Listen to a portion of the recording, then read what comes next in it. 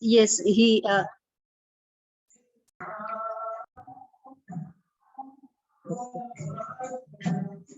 Prabhuji, would you like us to do the Mangla Charan? Then I can request Shashwin. Yes, I'd like Sashwin to do it. Always blissful when you do. Okay, Shashwin, you can start with Om Namo Bhagavate Vasudevaya and then read the text for today and do the Mangla Charan, please. And then hand over to Prabhuji.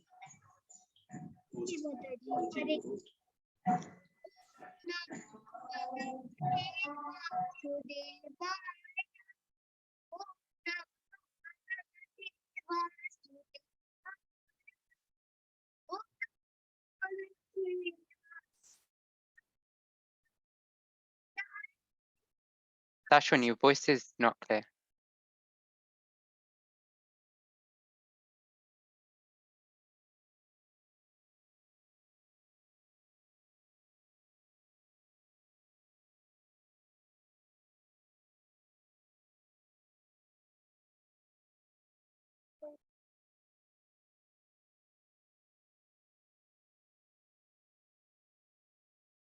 नारायणं नमस्कृत्यं नरं चैव नरोत्तमं देवीं सरस्वतीं व्यासं ततो जयमुदीरयेत् नष्टप्रायेषु भद्रेषु नित्यं भागवत सेवया भगवत्युत्तमश्लोकैर् भक्तिर्भवति नैष्टिकी।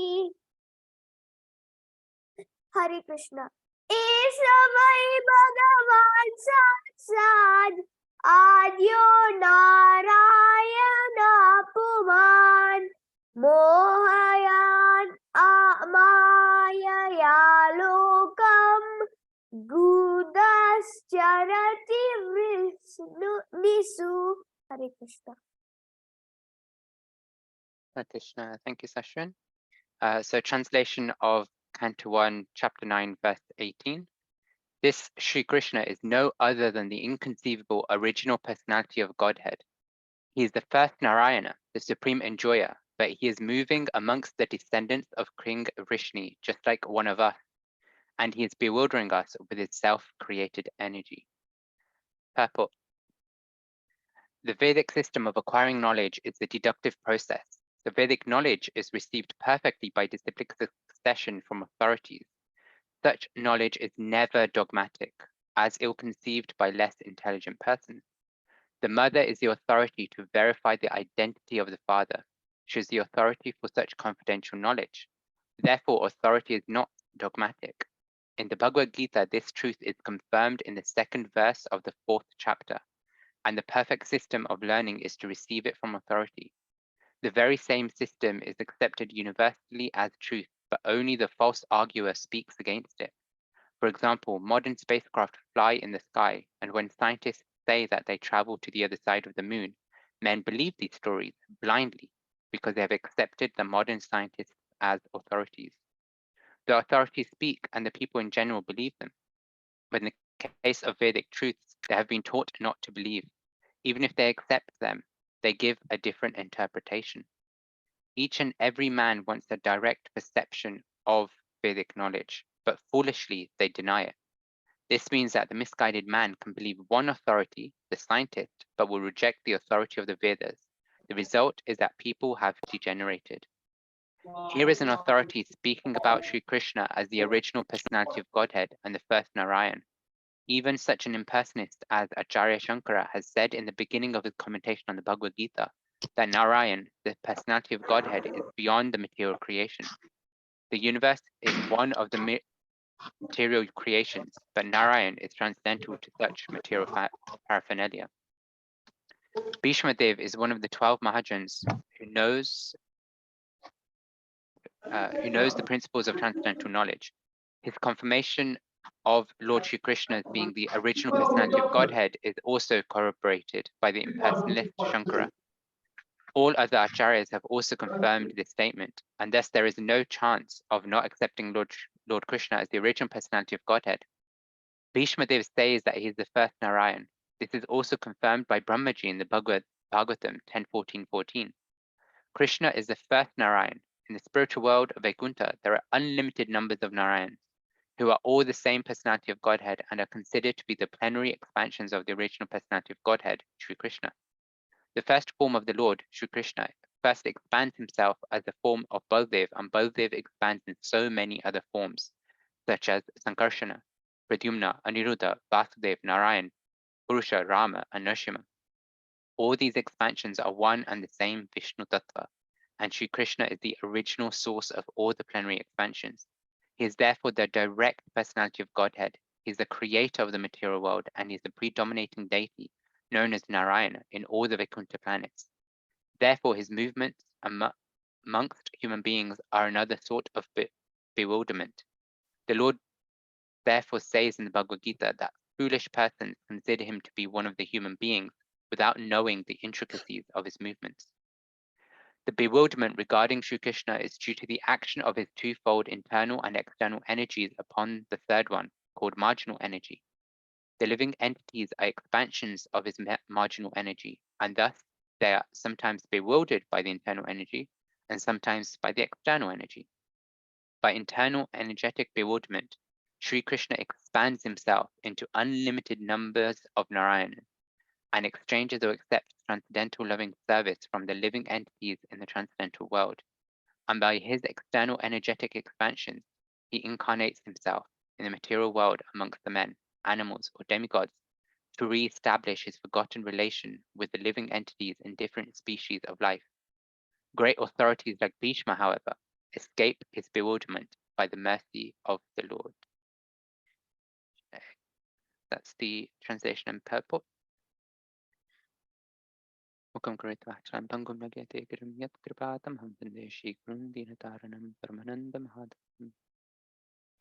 Thank you for the opportunity to come back and speak. It's been such a long time since I've actually given class at Elder. It's nice to be back and share and churn the nectar from the Bhagavatam. So before we get into the verse, I think it'll be nice to just do a bit of a recap of chapter 9 in terms of what's happened so far, right? So we start off the chapter with Maharaj Yudhishthira on the scenes, and he's lamenting, he's afraid of the slaughter fest that happened at the Battle of Kurukshetra, and in some way he holds himself responsible for it. So to try and get some clarity of thought, to try and get some ease, to try and calm his mind down, he goes to Kurukshetra, right? So before in the previous chapter, we know that Krishna tried to appease him, but that didn't work. So now Krishna sent Yudhishthira Maharaj to Bhishma Dev itself. So Bhishma Dev, the other Pandavas, Krishna, and great personalities, right? Like Vyasadev, Narada Muni, Parshuram himself as well. They all come to the battlefield of Kurukshetra where Bhishma Dev is lying on a bed of arrows. And what did they do? Did they just go and lament? No, they actually see Bhishma Dev in this situation, but recognizing that this is still our grandfather, this is still the great Bhishma Dev, the personality. Pandavas and Krishna offer their respects. They bow down to him. And Bhishma Dev in turn, despite being in that precarious position, he's offering his respects, his obeisances, mentally at the very least, to all the personalities that have come, right? All these great personalities. That's an interesting point right there, where Bhishma Dev, lying on a bed of arrows, right? His physical situation stops him from physically honoring and paying respect to all these great Vaishnavas. But mentally, despite his actual position physically, he's mentally still acknowledging and paying their respect. And he's even inviting them. He's even calling out to them with great love and affection. And then in verse 10 particularly, when Bhishma Dev is addressing Krishna, he says, since Bhishma Dev knew of his glories, he worshipped him duly. So then we go on and we see that the Pandavas are overwhelmed, right, at seeing Bhishma Dev in this position, right? This is Bhishma Dev, the grandfather who looked after them as children, who raised them as a child, you know, with so much love, care, and affection. He helped them grow into the warriors that they are. And seeing this, Bhishma Dev immediately starts to try and cut out all of this sort of lamentation that they've got about the situation. He starts to glorify and praise the Pandavas for the achievements that they have today, as well as the achievements that they've had from all the tribulations that they've been through previously. Why? Because they were protected by Brahmanas, God, and religion. Because they were protected by all these things, they were able to achieve what they had achieved. Even Queen Kunti, right? She went through so many sorrowful moments, right? She went through so much suffering, being a widow, then mothering 5 kids, two of whom weren't her actual in her lineage per se. Then all the dangerous positions that her sons were put through by the Kauravas.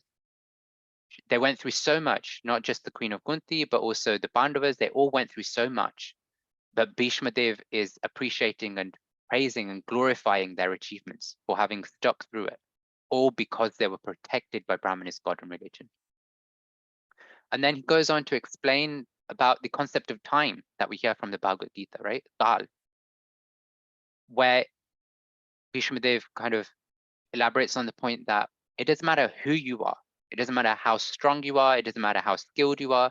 It doesn't matter what birth you have, right? These Pandavas, we know that they were the sons of demigods, right? Indra, Vayu, Yamraj, the Ashwini Kumaras, all great demigods. But it doesn't matter at the end of the day, because ultimately time is what reigns supreme. Nothing of this world can change the waves of time, right? And that's what Bhishma Dev was trying to explain. And then in the verse just before today's, we see that Bhishma Dev actually attributes everything that the Pandavas went through, right? All the experiences, whether the good, the bad, the suffering, the tribulations, to the ultimate victory in the battlefield, right? He attributes it all to be part of the Lord's plan, and that they should accept it like that, right? They should accept that what the Lord's plan is and continue on with the position that they've now acquired, the administrative heads of all the citizens. So then we come to today's verse, where Bhishma Dev is starting to call out Krishna as that Supreme Lord, right? That Supreme Lord by whose plan everything that has happened. So just repeat the translation of the verse today. This Sri Krishna is no other than the inconceivable original personality of Godhead. He is the first Narayana, the supreme enjoyer, but he is moving amongst the descendants of King Rishni, just like one of us, and he is bewildering us with his self-created energy. Now, this is a very interesting verse, right? It's such an amazing verse. It has so many packed points, right? Talking about Krishna being the supreme personality of Godhead, talking about him being the original Narayana, the supreme enjoyer, how he came to this earth to perform human-like pastimes. And then it's even talking about the self-created energy and how it bewilders us, right? How the energies of the Lord bewilder us as achievers. But yet, when we look at the purport, we see that Srila Prabhupada doesn't start talking about this verse. He doesn't start going into any of these points. He starts the purport by talking about what? By talking about how to acquire knowledge, the process by which we can acquire knowledge. Now that's interesting. Why is Prabhupada on such a packed verse telling us or trying to explain to us that there's a process by which we should acquire knowledge? And then he lays that process out for us. When we read the verse in context, which is why when we read or when we're studying the Bhagavatam, any of the scriptures, it's important to always keep the context, always keep the conversation, the dialogue in mind. We can understand that actually what's about to happen is that Bhishma Dev, up until this point, has explained the principles of God without explaining who God is, right? The principle of God as the time factor, or God in terms of helping the Pandavas attain this victory. but he's not explained or mentioned directly that Krishna is that supreme God. Who I was talking about until now is Krishna itself. But this verse and the next 4 or 5 verses, actually, Bhishma Dev starts to really establish Krishna's position as the Supreme Lord. And not just establishing him as the Supreme Lord, but actually paying and offering his appreciation for that Supreme Lord to come at the time of Bhishma Dev's own passing.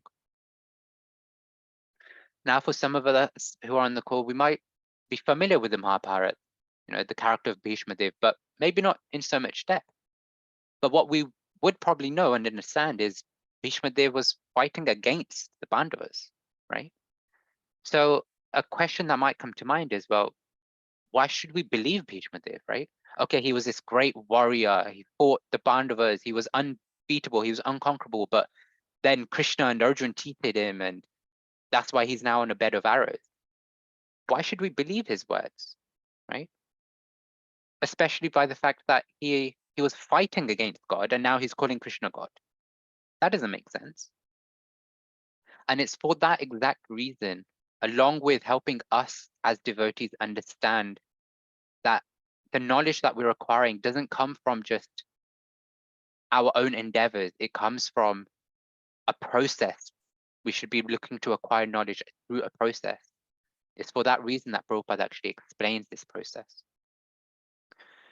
So the source, the origins of this explanation actually comes from the Upanishad's introduction as well, where Prabhupada is actually describing 3 types of evidences, and then also the idea of 2 types of knowledge, right? So just read the quote from the introduction around the 3 evidences. There are 3 kinds of evidence: Pratyaksha, Anuman, and Shabda. Pratyaksha means direct evidence. Direct evidence is not very good because our senses are not perfect. We are seeing the sun daily and it appears to us just like a small disk, but is actually far, far larger than many planets. Of what value is this seeing? Therefore, we have to read books. Then we can understand about the sun. So direct experience is not perfect. So if we think about direct evidence here, just with the analogy that Prabhupada's given, when right now it'll be nighttime, but you could look at the moon right now, right? Right now, if the moon is out, then you'll see, okay, with our direct senses, with our eye vision, we see, oh, the moon is a white ball in the sky, not in a ball, a white circle in the sky. It's bright. And that's what our senses tell us. But we know that the moon is not just a circle, it's actually a planet. We know that it's a globe. So our direct senses, right, the evidence that we've acquired from just seeing the moon or seeing the sun is not very reliable, right? It's not perfect. Then we can move on to the second type of evidence, which is Anuman. Prabhupada says, then there is Anuman, inductive knowledge. It may be like this, hypotheses. For instance, Darwin's theory says it may be like this, it may be like that, but that is not science. That is a suggestion, and it is also not perfect. So we can see this inductive knowledge, or this Anuman, as a way where we're trying to infer higher principles or higher knowledge by using limited and lower experiences and knowledge, right?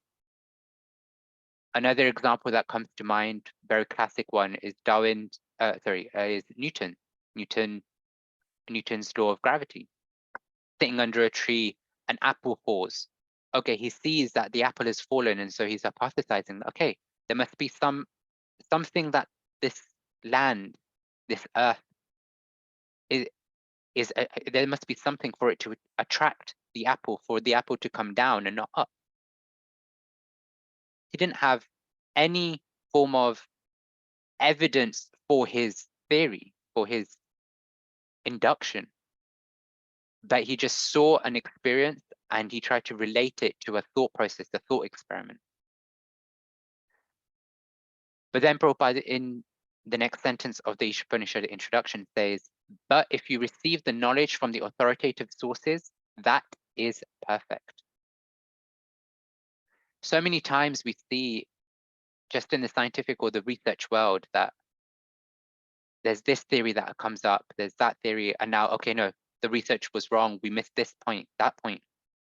And now new studies suggest X, Y, Z. All these things, because we're missing a lot of context, we're missing many factors, makes all these processes imperfect, right? Whether that's from direct evidence or from theory crafting, from the inductive knowledge. But if we take knowledge from the authoritative sources, from those sources which provide the perfection of knowledge in that field, then we're guaranteed that it will be correct at all times. So there's two types or two systems of knowledge, right? One is the inductive, which is the progressive, right? Looking at the examples, looking at the experiments, trying to find the higher principles. And then there's deductive knowledge, which is accepting the higher principles from an authority and using that to navigate through the world. Now, if we look at our own lives, if we look at the world around us, we actually see that, yes, there is a lot of pratyaksha, there's a lot of direct evidence that's being acquired. There's a lot of anuman as well, philosophers, theoretical scientists, you know. But there's also actually a lot of shabda that goes on in the world around us, right? We actually take knowledge from authority a lot in this world. For example, imagine when you were a child, right? Or such one, right? He goes to school. What does he learn in school? Does he learn, does he think, okay, does A come before B? Does B come before C? Or does he just accept what the school teacher teaches?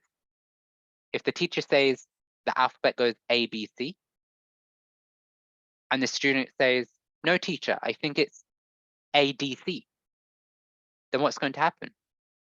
The teacher's going to correct the student and say, no, the alphabet goes A, B, C, and the student will accept it. They won't go and experiment, or they won't go and create a theory crafted thought process around the alphabet or any of these things we learn in school. They'll hear the teacher, they'll see what the teacher's saying, what they're writing, and accept that as being the truth. Another example that we can think of is family, and Prabhupada actually gives this in the purport that we just read, right? If a child wants to know who his father is, a child can go to his mother and ask the mother, who's my father? Right? And if the mother points at a man, the child will accept it. There's DNA tests, there's all these things that we have nowadays that can help validate these things. But actually, why do we endeavor on the validation in the first place if we go down that route? It's because somebody who we consider an authority, be it our mother, grandparents, or whoever, has told us that this man is your father. Or if we go into the workplace, say we've started a new job, the boss or the seniors in the team, they might tell us, okay, this is how we do this task. These are the policies of the company. We don't question them. We don't go and try and find evidence for, okay, how did this job process come into place? Okay, who actually created the policy and all these things? We don't go into that. We just accept that, okay, these are my authorities at work. They're telling me this is how to do the job. This is how I function in the company, and I accept it. And in the same way, when it comes to scientific truth, when we actually reflect on how we use science, how much faith or trust we have in science and the scientists that give us that science, without actually going down the route of experimentation or research ourselves, we understand that we actually rely on the scientists knowing what they're doing, knowing how they're going to do it, and understanding and interpreting what they've got out of the research or the experimentation that they've done correctly. Whenever we talk about science, that, oh, you know, oftentimes we'll come across people on the streets, especially whilst we're preaching or book distribution, that, oh, I don't believe in God, I believe in science, right? Prove that God exists, right? We have so many proofs for science, right? the question is, well, have you seen these proofs that the scientists come out with? When you look at the next news article that says new research suggests XYZ, have you actually participated in that research yourself? Or are you just trusting that the article, the publishers of the article, the scientists, the researchers involved in the article have actually given and presented the truth, have actually given and presented the foundational understanding that is required for those experiments? Do we trust that they've gone through that process? If we do, then we can accept what they're saying is correct. Then we accept that they're authority. But the reality is, when we look at science, right? Or actually, let's take a step back. When we look at authority, what should an authority be? An authority should be somebody or something that we can believe, we can put our trust and faith in. That what they're saying, what they're giving to us is perfect and complete, for at the very least, the context or the content that we're going to them for. So when we're going to a physicist, we're trusting that they know what they're doing in that field of work. When we go to a maths teacher or a biology teacher, we know and trust that they know perfectly what we need to learn. If we ask them a question and they say, I think this, I think that, we try to do this, we try to do that, then it's difficult to trust them. But yet we all place trust and faith in science so much. And yet every 5 to 10 years, our textbooks keep changing. I know Kritika Mataji is a doctor by profession. She has to learn so much despite being so advanced. I don't know Kritika Mataji's official title, but no doubt she's been practicing for many, many years, 20, 30 years plus. And yet she's probably still learning about new things that come up in the field of science, in the field of medicine. She's still probably studying and trying to understand why what used to work before no longer applies now, and why some other medicine needs to be provided, or why some other treatment is better. The reason is that the authority of science that we put so much faith in, it's not that they're bad or necessarily bad or misleading intentionally. They're imperfect, right? They're trying to provide knowledge of a greater realm than what they have available to them today. And that's why new theories come and the old theories get rejected. When we have new advancements come, then old ways of science, old ways of working get abandoned, or they get classified as inferior or backwards, right? But when we look at Vedic truth, right, then we can realize and understand that this is the highest source of authority and knowledge. So when we're placing our faith in science and scientists, which is changing every 5 to 10 years, why not instead shift that faith, that trust, that authority from the scientists to the Vedic principles, to the Vedic literatures, to the Vedic authorities, which hasn't changed in thousands of years and will never change in the future? Why can we say that for sure? Because we can understand from the Bhagavad Gita, right, that the Vedas, the Vedic knowledge actually comes from God and is non-different from God, right? The goal of the Vedas, in fact, is God himself, right? In Bhagavad Gita, Krishna says, Vedescha sarve ahmeva vedyo vedanta krit veda vedeva chaham. By all the Vedas, I am to be known.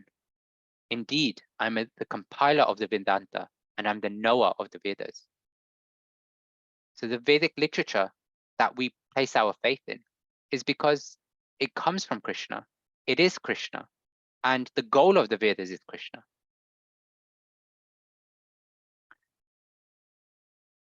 But to understand the highest source of knowledge, right, we have to understand who we can go to acquire this knowledge, right? Who is the authority that we can speak to or approach?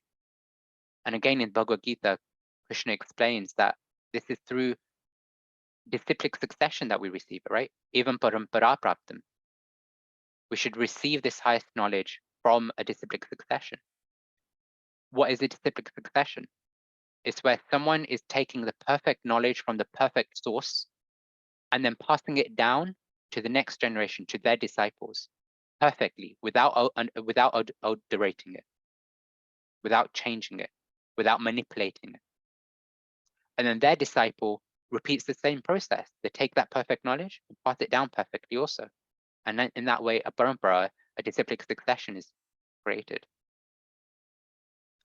And at this point, we can really appreciate, right, and consider ourselves fortunate that we've all come here on this Zoom call because we're a part of ISKCON, we're a part of Srila Prabhupada's movement, we're part of the shelter and the guidance that Srila Prabhupada has given.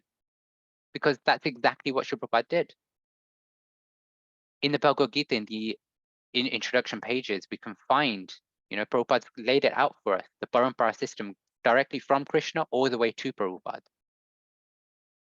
So we can see that we're nicely placed under the shelter of a bona fide authority, right? Somebody who's actually taking the knowledge and passing it down perfectly. And then it comes to Bhishma Dev. Why is Bhishma Dev being cited as an authority? It's described as a Mahajan, and in fact, in the Bhagavatam, it's described that there are 12 Mahajans, of which Bhishma Dev is one. But what is a Mahajan, right? Prabhupada explains the term in many different ways, right? He calls a Mahajan authority, authorized by God, knowers of Krishna, followers of the parampara. And one that I particularly like, one translation or one explanation of the term that Prabhupada uses is one who is rich in devotional service. Now, Bhishma Dev is one of these, right? Bhishma Dev is an authority. He's one who is rich in devotional service. And that is why we take Bhishma Dev as authority when we read these verses. That is why, despite Bhishma Dev fighting against Krishna, we take him as authority. And we can understand from the explanation of the Acharyas that actually Bhishma Dev was fighting against the Lord for the pleasure of the Lord itself.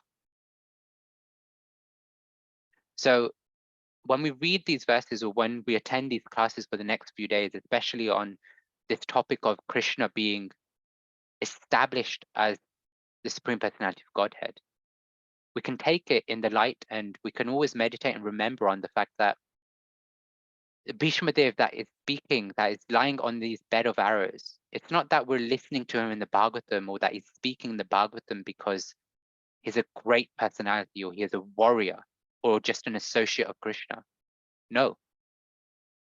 We're reading and listening to him. He's speaking. Yudhishthira Maharaj has come to him because he is a great authority, right? He is a Mahajan.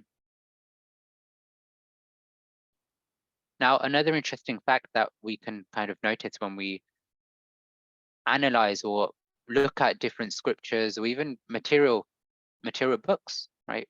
Research papers and so on, that one great sign of a great piece of literature that is bona fide is that they're quoting different sources of authority or references, right? In the case of, for example, research work, they're always giving quotes or source references, right? At the end, or, you'd have like little numbers on the articles to explain, okay, this section of my research came from this book or this experiment and so on. And as devotees, we cite the statements of great acharyas, right? Whenever we're given class or whenever we're talking Krishna Katha, oftentimes we talk about, okay, Prabhupada gave this in this lecture, or in Prabhupada's purport, he mentioned this, or we'll go to other acharyas, and Prabhupada does the same, right? Even in the Bhagavad Gita, Arjun is explaining to when Arjun's establishing Krishna as God again, he's not just saying, oh, I'm saying this because you're my friend. No, he goes and recites the fact that so many great personalities also are saying the same. From Bhagavad Gita, chapter 10, verses 12 to 13. You are the Supreme Personality of Godhead, the ultimate abode the purest, the absolute truth. You're the eternal, transcendental, original person, the unborn, the greatest. And then the important part, all the great sages such as Narada, Ashita, Devala, Vyasa, confirm this truth about you, and now you yourself are declaring it to me. Even in the Bhagavad Gita, a conversation just between Arjun and Krishna, Arjun establishes Krishna's statement by citing the explanation, the knowledge from the authorities like Narada Muni. And we'll see how Bhishma Dev does this tomorrow, right? In tomorrow's verse, we'll see how Bhishma Dev is also citing authority himself. But actually in today's verse, we see Prabhupada does the exact same thing. He recites two specific authorities for us. First is Adi Shankaracharya, and the second is Brahma. I think for a couple of minutes, I'll speak about them, and then I'll shift focus to one of the other points in the translation, actually. So who is Adi Shankaracharya, right? In the purport, Srila Prabhupada's referencing Adi Shankaracharya specifically for a commentary he makes in the Bhagavad Gita, which is Narayana Para Avyakta, explaining that Narayan is not of this material world, basically to establish Krishna's supremacy. Now, who is Adi Shankaracharya? Adi Shankaracharya, as some of us probably know, is, well, one part is that he is the incarnation of Shiva. But the other fact is that he established a very Mayavedic philosophy, right? An Advaita philosophy, which is teaching a teaching which presents the absolute as formless. So not a personal God. Now that's interesting. Why is Prabhupada citing him as an authority? Well, the fact is that when we trace the history, when we understand, like I won't get into it, but when we go through the history, then we understand that actually Adi Shankaracharya was sent by Lord Narayan, by Krishna himself, to help the world progress in its surrender and understanding of Vedic philosophy. So at the time that Adi Shankaracharya was present, the fact that he was establishing a formless form of the absolute was perfect in itself. That was the next progressive step that people needed to make at the time. But when we look at the works of Adi Shankaracharya, then we see that he's actually a covered, a sort of hidden Vaishnava, right? Where he's spreading this monism philosophy, right? Philosophy of oneness, of, a formless form of God. But many of his commentaries actually glorify Krishna as the supreme, right? He's accepting Lord Vishnu or Lord Shiva or Lord Krishna as being the only one who's praiseworthy as being called the supreme being, right? And this is across all the Vedic literature that he's commenting like this, that all the Vedic literature are saying the same thing. And in fact, I'll share this because my name's present, but my name, Bhaj Govindam, right? It comes from a poem that Adi Shankaracharya wrote. Bhaj Govindam means worship Govinda. So Srila Prabhupada here is citing Adi Shankaracharya as an authority, despite the external presentation of his philosophy being Mayavedi. His internal mood, his actual commentary, his actual principles were that of a covered Vaishnava. And then the second authority that Prabhupada cites, Brahma, specifically for Bhagavad Gita 10.14.14, where Brahma is saying, Narayano Nagam Nara. Lord Narayan is your expansion, right? So this is Brahma speaking to Krishna just after the Brahma Mohan Lila, right? Where he's just stole the calves, the cows, the cowherd boys, and Krishna's just confused Brahma by manifesting so many different forms of himself, just to show Brahma that, look, you might have stolen all of these cows and cowherd boys, but actually they're all just an expansion of me. And then he's also, sorry, just before this Leela, this is where this happened, and Brahma sees that, oh, Krishna's kind of Krishna's God. When I'm worshipping Krishna, I'm making everything so perfect. So many thousands of multi-million pound or multi-million gold coins worth of paraphernalia goes into my worship. And here's Krishna who's just stealing a little morsel of food from a cowherd boy's mouth, right? So because of that, because of being bewildered by that, Brahma goes and performs the Vimohan Lila pastime where he steals the cowherd boys, etc. And then Krishna is just showcased that he is the supreme. And so this verse, this 10:14:14, comes off the back of that, where Brahma's realized his mistake. So when Brahma's realized that mistake, then he's glorifying Krishna. And in that glorification, he is calling Krishna the original Narayan, right? Where Lord Narayan is his expansion. So this is the importance of authority for us as Vaishnavas. Authority for us isn't just, oh yes, we've got a disciplic succession, we've got these acharyas, we've got all these Vaishnavas that we kind of look up to. Looking up to them is one part, but the other part is also taking their instructions, taking their statements and understanding them to help establish ourselves as devotees. Now, then later on in the purport, Prabhupada goes on to explain about the expansions of the Lord. Just for time purposes, I won't go into too much detail. But there are actually two sets of expansions, right? So Krishna expands into Baldev and a few other other expansions, and then Baldev expands into other expansions. And from those expansions, we actually get the material creation being come into existence, like the 3 different types of Vishnu and so on. So yeah, it's a very technical part of the Bhagavatam, or part of our philosophy as well. So yeah, I'll kind of move past that for now. Just to kind of come to, just because it's the last day of Kartik, I think it's only fair we talk a bit about Damodar Leela and how is Damodar Leela relevant to what Bhishma Dev is saying. So if I go back to the translation, the last part of the translation is that, but he is moving amongst the descendants of King Vrishni just like one of us, and he is bewildering us with his self-created energy. In the last part of the purport, Prabhupada talks about how,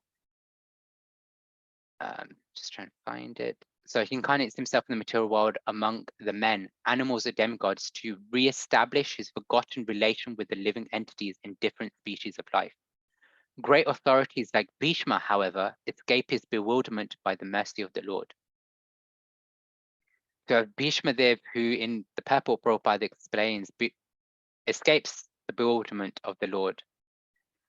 And then we have Damodar Leela, where Krishna, to one of his pure devotees, Yashodamai, is fully engaging her in bewilderment about tying Krishna.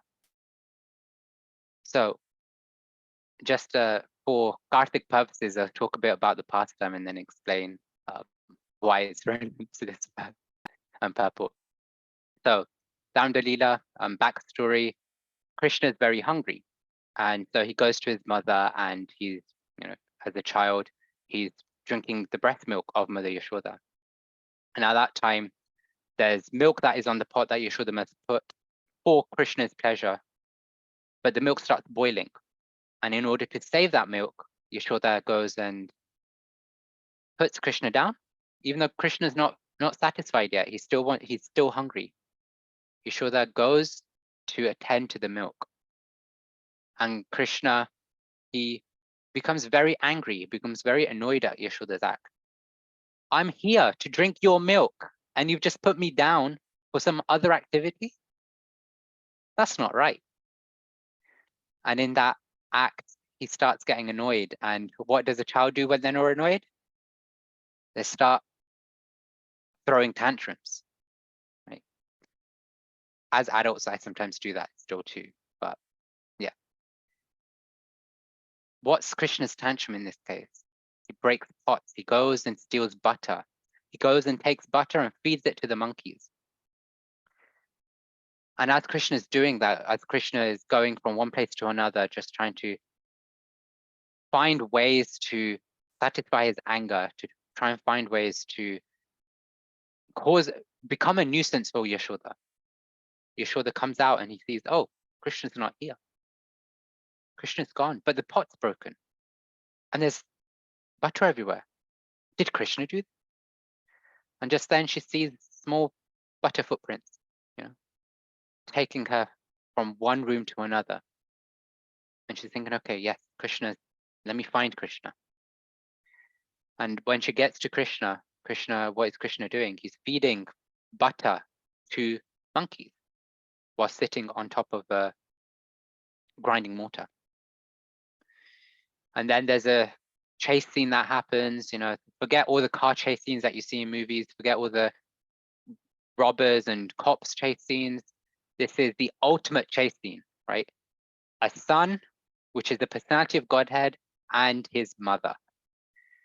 So Yashoda's chasing Krishna, trying to stop him, trying to catch him, trying to punish him for stealing the butter with a stick in her hand. But Krishna is uncatchable. But just for Yashoda's pleasure, he gets caught. And once being caught, Yashoda thinks, okay, it will be good to punish him as well as protect him by binding him, by actually tying him to a grinding mortar itself. And as we know, because during the month of Kartik, I'm sure we've all heard of the pastime of the 2 fingers too short. As Yashoda is trying to bind Krishna, the rope is always 2 fingers too short. She goes, okay, let me bind once, too short. Okay, let me try and get some more rope, ties the 2 ropes together, tries again, still too short. 3rd time, 4th time, 5th time, asks the neighbors, you bring your rope. Ask the neighboring villages, come, help me, tie the rope. None of it works. Here's Yashoda fully sweating, and there's Krishna just standing by the grinding mortar and just enjoying, just taking the pleasure of the, in quotes, suffering that Yashoda was going through to try and bind Krishna. And eventually Krishna decides, you know what? Yashoda has endeavored so much. Yashoda has put in her heart, her soul. She's put in the efforts of all the Vrajavasis, of all the neighboring villages. I think it's time for me to reciprocate with that loving attempt. I think it's time that I get bound by Yashoda's love. And in that way, Krishna gets bound.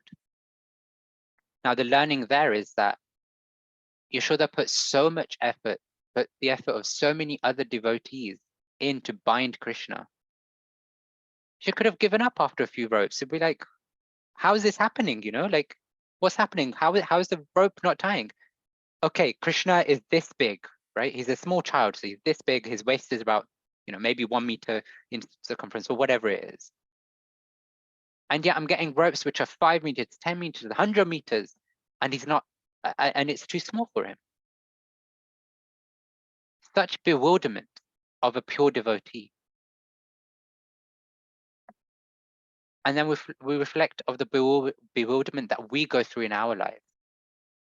Is it as nectarian? When we're looking at our finance report, when we're looking at the situation of COVID, so much bewilderment is there, right? How can a small virus, how can whatever the original source is, whether it's bats in China or meat in China or whatever it is, how can such a small thing cause such a drastic effect and shut the whole world down? We look at these bewilderments and become so anxious. We become so nervous. Many become scared. So here's the bewilderment of a pure devotee, for example, Yashoda, who is bewildered yet blissful, fully endeavoring to tie Krishna. And then there's our bewilderment, looking at the state of our life and questioning what is going on, why is it happening? I don't want this to happen. So Prabhupada's saying that Bhishmadev escapes the bewilderment by the mercy of the Lord. What we're talking about here is escaping the bewilderment of the external energy of the Lord, right? That energy of the Lord that actually takes us away from relishing Krishna's association. So when Prabhupada is telling us that we too can become, free, or as he's implying in this verse itself, that we too can become free by just following the footsteps of Bhishmadev, right? By associating with Krishna's Devim Prakriti, right? The divine or the spiritual nature, by associating with the internal potency. We can become free from the bewilderment of this world and enter the nectarian bewilderment that Krishna gives us in things like the Damodar Leela, Govidam Leela, and so many different pastimes that take place. So how can we overcome that bewilderment of the material nature, right? As I mentioned, it's by taking the association of Krishna's Devim Prakriti, right? His spiritual energy. We actually go to Krishna and we take shelter of him, right? When we realize, as Bhishmadev does, that Krishna is Sarva Karana Karanam, right? Krishna is the cause of all causes, and we take shelter of his divine energy.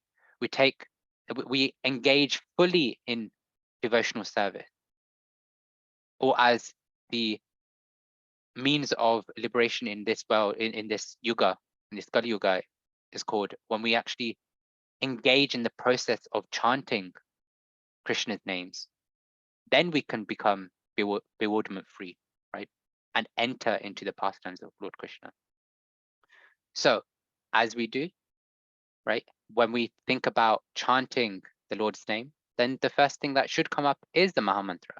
Hare Krishna, Krishna Krishna, Hare Hare, Hare Rama, Rama Rama, Hare Hare.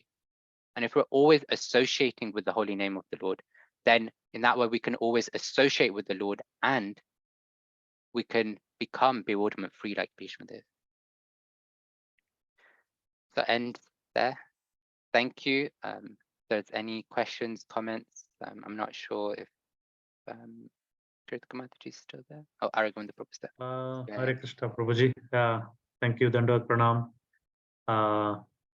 Kritika Mataji, apparently she's in the temple and she's a bit occupied. So she asked me to host this program. Although I was a bit late, sorry for that, Prabhu. So thank you for the wonderful session. Nice to know your name and in relation to Bhaja Govindam song, which was there in today's verse as well, which is a nice coincidence. Thank you, Prabhu. And wonderful name. Congratulations on your initiation. Are there any questions or comments, Hare Krishna?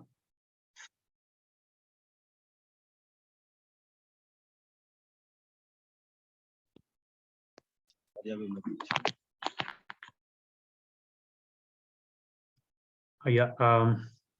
When we are talking about like bewilderment, three types of bewilderment, like of course, Bhishmadev was had the mercy of Lord Krishna not to get bewildered, and then he understood Krishna very well, and then he is now explaining the position of Krishna to everyone assembled there.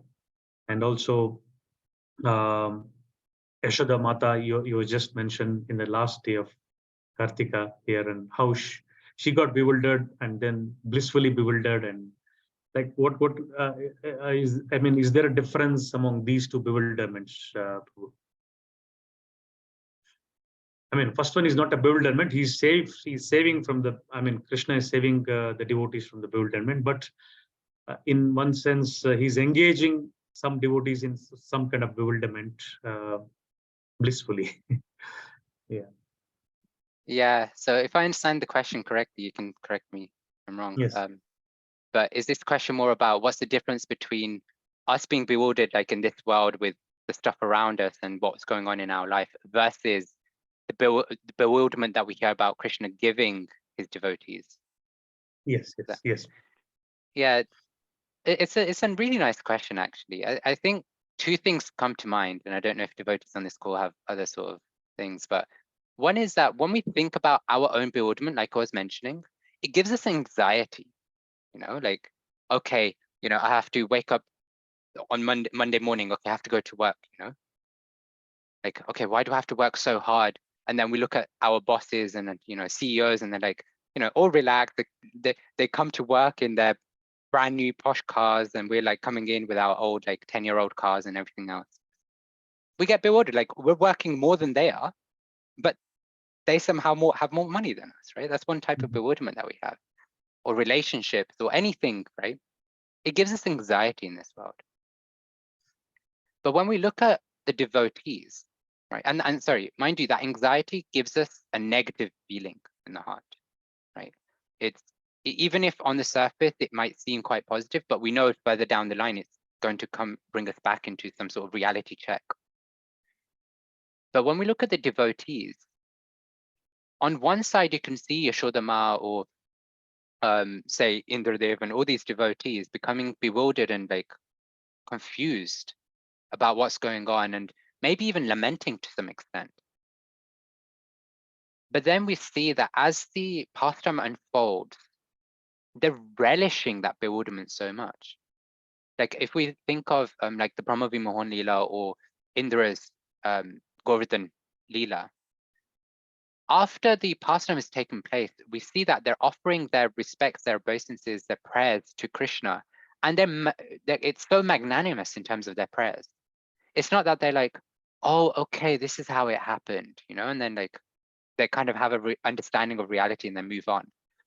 They appreciate what Krishna has just done so much. Krishna, the Supreme Personality of Godhead, has put them in bewilderment, and through that bewilderment, they've done some wrong act. But they're appreciating it so much that, okay, I've done this wrong act, but you know what, Krishna? By your mercy, I know that this has all taken place and you wanted to teach me something.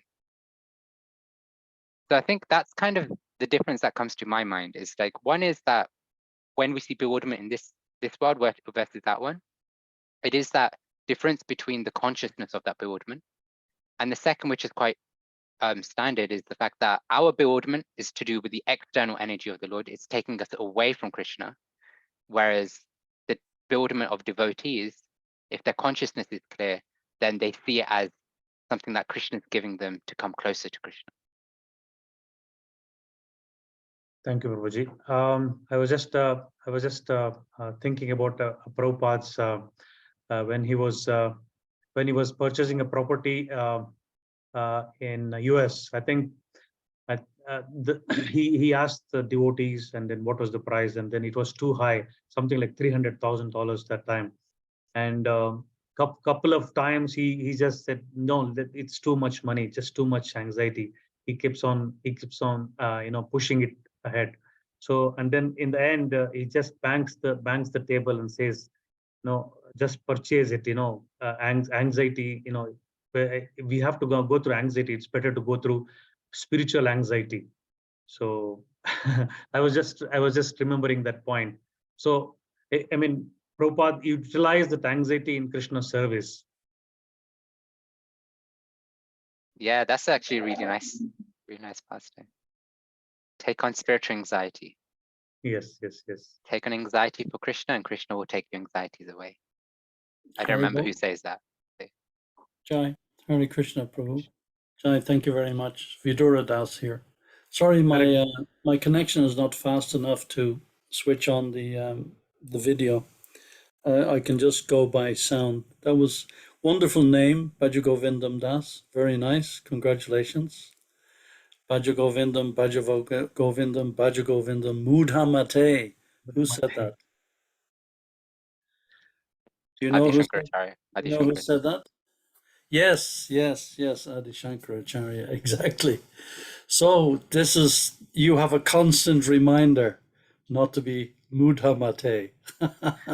Your whole life now is going to be spent focusing on Lord Shiva and that mantra. Very nice, wonderful name. Well, I was thinking about your point about bewilderment. It was very interesting. Very, very nice class. Thank you very much. And Mother Yashoda when she was chasing Krishna in that form on the in that lila, she wasn't exactly bewildered, but she was just exactly playing the role of a mother. This boy is naughty and he needs to be chastised. And she grabbed the stick and ran after him. And Krishna wasn't bewildered either when he was running in fear of his own mother. He was in trepidation. He was seriously in anxiety. Wow, I'm really going to get it now. I've gone over the top and I'm going to be completely and totally gone for now here. And when she ran and called the neighbors, very nice point you brought up, and asked for more rope and more rope, bring more rope. They were just running out of rope, and every time it was just a couple of inches short, and every time they brought yards and yards and yards of more rope, it was still a couple of inches short. So that was her bewilderment. How on earth? But she wasn't bewildered when she was going to chastise Krishna. She had no idea in any way, shape, or form this is Bhagavan. That thought didn't enter her mind. She was Krishna's mother. It's her duty, her responsibility to make sure he behaves himself properly. And so she was going to really chastise him. In the purport, Prabhupada speaks, the purport that we just read, Prabhupada speaks, the authorities speak and the people in general believe them. But in the case of Vedic truths, they've been taught not to believe. The people just blindly follow the modern scientists as authority. Even if they accept them, they give a different interpretation, even if they accept the Vedic truth. Each and every man wants a direct perception of Vedic knowledge, but foolishly they deny it. This means that the misguided man can believe one authority, the scientist, but will reject the authority of the Vedas. The result is that people have become completely and totally degenerated. So that's what happened with this whole COVID thing. People went for the scientists, the so-called scientists. I'm glad Kirtika is absent from this because she'll be chastising me like anything from what I'm saying here. But the whole world, as you said, went into lockdown because of this. And the whole world was bewildered because of this virus. And you get one interpretation from one set of scientists, one interpretation from another set of scientists, and India has their idea, America has their idea, and Europe has their idea how to deal with this. And the whole place just completely collapsed because everybody is on the speculative platform, the platform of the mind. I was listening to Prabhupada today. Prabhupada said, if we don't manage to overcome the mind, we're finished. We have to go for the authority being the Veda. And if we go and we follow the Veda, and we follow the parampara, tadvidi pranipratena pariprashnena sevaya upadekjanti tegana jnaninas tattvadarshinaha.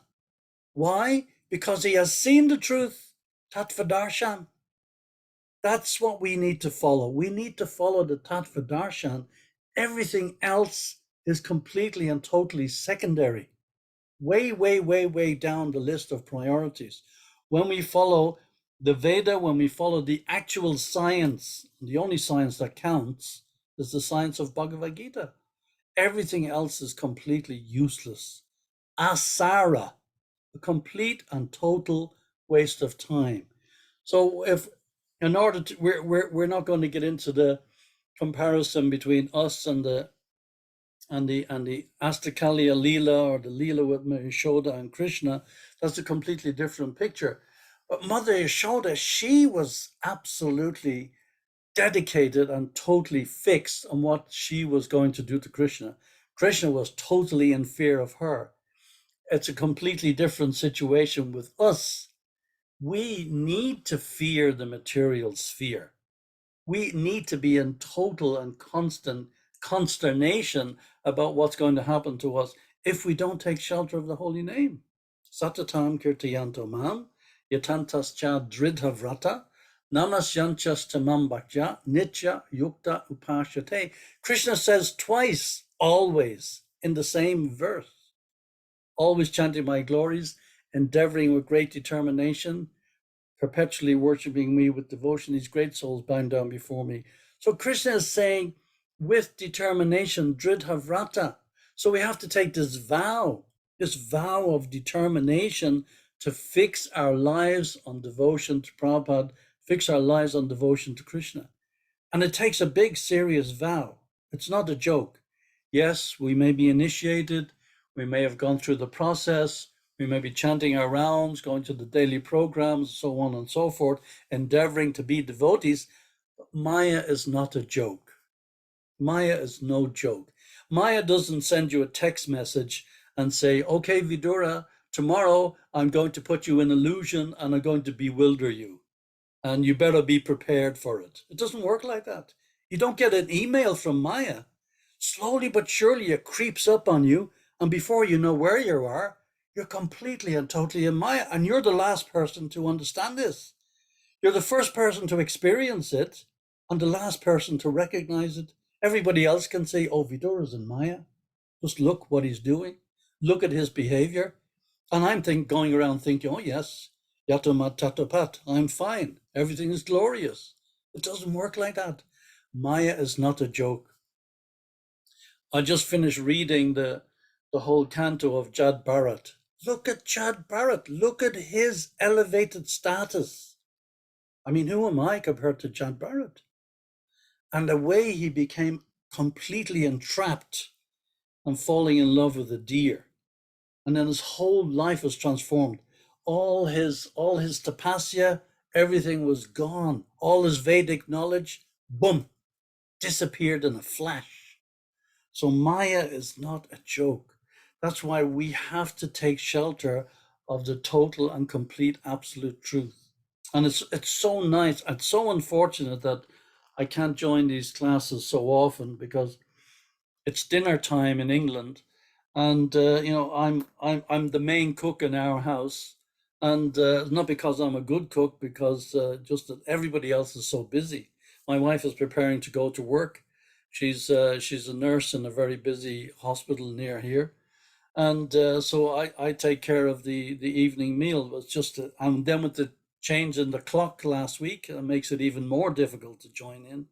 But I'd love to be able to join in. These classes are so important.